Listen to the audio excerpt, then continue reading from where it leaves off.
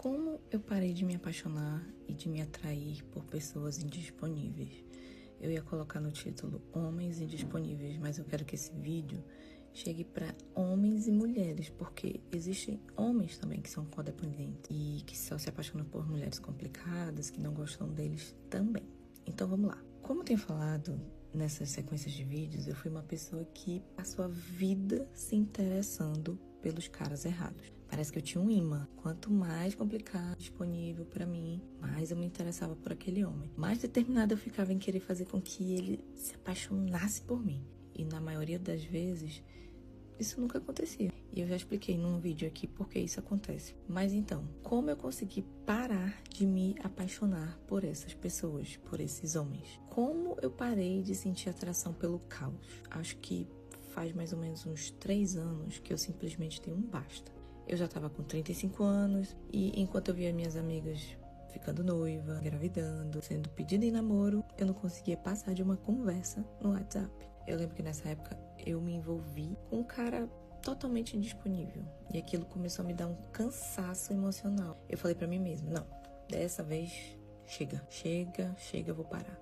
E como nessa época eu não tinha as ferramentas que eu estou tendo hoje, que estou aprendendo hoje, acredito que se eu fizesse uma terapia naquela época eu teria conseguido lidar de outra forma. Mas a forma que eu encontrei naquela época foi parando de me relacionar totalmente. E foi assim que eu comecei a fazer um mergulho emocional até chegar aos dias de hoje. Mas isso também vai ficar para outro vídeo. Eu lembro que quando eu comecei a rejeitar os caras que apareciam, aqueles caras que claramente não queriam nada sério, aquilo foi começando a me dar uma força, foi me dando uma autoestima. E o preço, eu vejo que muita gente não consegue pagar ou não quer. O preço é ficar completamente sozinha, sem contatinho, sem conversante. Então, nesse período, eu pude entrar em contato com o meu ego, sabe? E perceber como ele ficava ferido em ver outras pessoas se relacionando e eu não.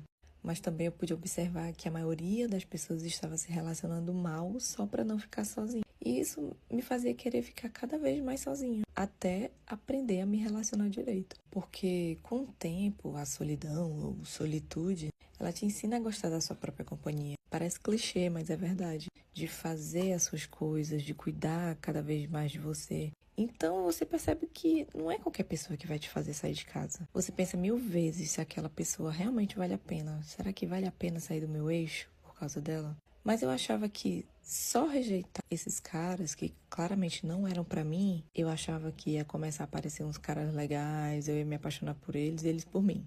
Mas não aconteceu. Ainda não aconteceu. O pior é que os caras indisponíveis continuaram a aparecer em sequência. E eu comecei a achar que só podia ser um teste do universo. E se foi um teste, eu passei, tá? Porque foram muitos caras de diversos tipos. Desde um cara que mandava um chocolate pra minha casa, mas não me chamava pra sair. Sabe assim, homens confusos, de todo tipo. E sobre atrair os caras que realmente querem se relacionar, eu ainda tô no processo. Mais pra frente eu quero aparecer aqui e contar como eu encontrei meu parceiro ideal, de como eu fui pedida em namoro, da forma que eu sempre sonhei, de como ele tem todas as características que eu sempre quis. Mas por hora, o que eu posso ensinar pra vocês é como deixar de se atrair por esses caras errados. E pode ser que uma terapia ajude a você a não precisar ficar num celibato como eu fiquei.